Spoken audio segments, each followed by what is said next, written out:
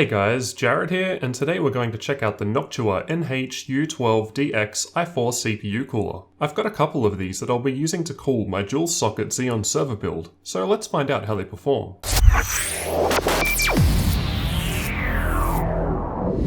Inside the box we have the instruction manual, and then the fan which is attached to the heatsink. There's also a bag that includes additional mounting hardware, thermal paste, a low noise adapter cable, and additional fan mounts if you want to add another fan. There's also a second smaller bag which contains 4 anti-vibration pads. Finally, there's a screwdriver-like tool that's used to install the cooler. The included fan is Noctua's NF-F12 120mm fan. It mounts to the heatsink with the included clips, as you can see here. The heatsink itself has aluminium cooling fins with a copper base and heat pipes. It weighs 580 grams without the fan, or 755 grams in total with the fan mounted. The dimensions of the heatsink without fan are 158mm in height, 45mm in depth, and 125mm in width. With the fan mounted, the height and width are of course the same, while the depth increases to 71mm. However, this could vary if you intend on using some other fan. The cooler has support for Intel's LGA 2011 socket, which is what I'm using here. It supports both square and narrow ILM, as well as LGA 1356 and LGA 1366 sockets. In my case, I'm dealing with square ILM, so I can just get straight on with the installation. However, if your socket is narrow ILM, then you'll need to use the included mounting pieces as outlined in the instruction manual. To prepare for the installation, place the CPU into the socket of the motherboard and apply thermal paste. I used Noctua's included NT-H1 thermal compound and have been getting pretty decent temperatures so far. Next, simply take off the plastic protective cover on the bottom of the heatsink and remove the fan by undoing the clips. Once ready to install, place the cooler on top of the CPU and tighten the screws with the included screwdriver tool until tight.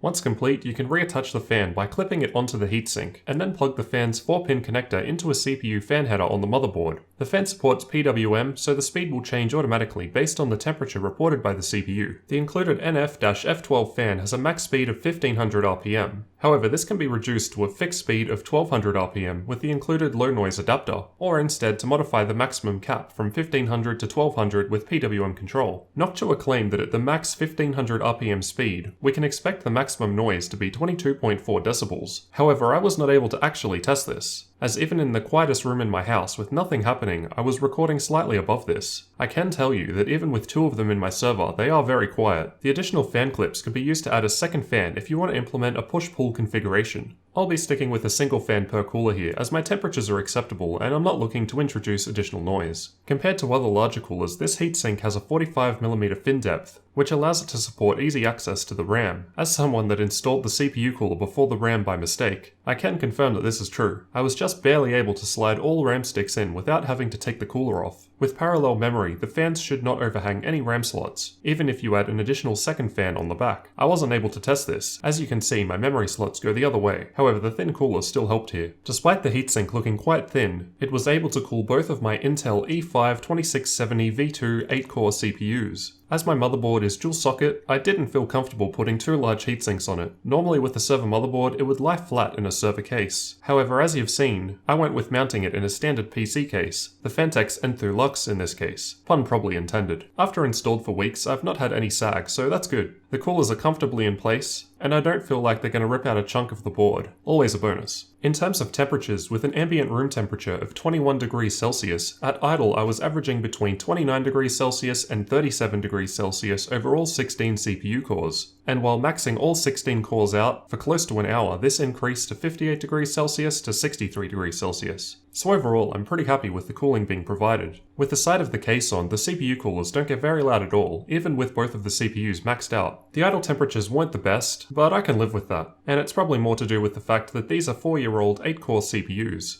Regardless, I'm definitely happy with the temps at max. The cooler comes with a 6-year manufacturer's warranty, which is pretty awesome. My longest PC still in use is just a little over the 6-year-old mark now, so it's good to know that I can get my CPU coolers in the server replaced over this time if needed, because this thing's probably going to be around for a while. Overall, I found the cooler extremely easy to install, and it's been working very well for me so far. The temperatures of both CPUs are decent, and the noise levels are great. I'll be doing a full build video on this server once it's complete, so keep an eye out for that. So what did you guys think of the NH-U12DX i4 CPU cooler from Noctua? Be sure to let me know your thoughts down in the comments, and leave a like on the video if you found it useful. Thanks for watching, and don't forget to subscribe for future tech videos like this one.